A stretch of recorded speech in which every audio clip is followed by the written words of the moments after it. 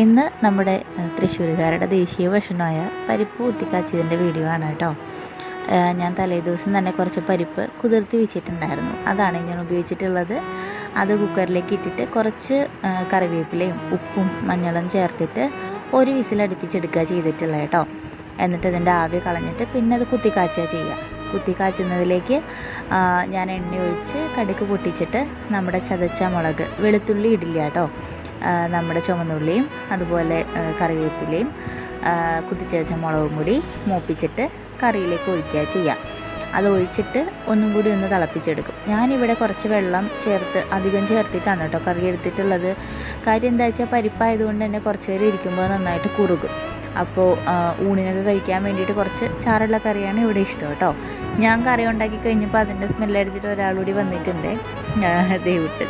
ഞാൻ ഇപ്പോൾ എന്ത് കറി ഉണ്ടാക്കിയാലും ആൾ വന്നിട്ട് കൈ കാണിച്ചിട്ട് ഇങ്ങനെ രുചിച്ച് നോക്കലാണ് ആളുടെ മെയിൻ പരിപാടി. എനിക്ക് എന്തോ ഇത് കാണുമ്പോൾ ഭയങ്കര സന്തോഷമാണ്.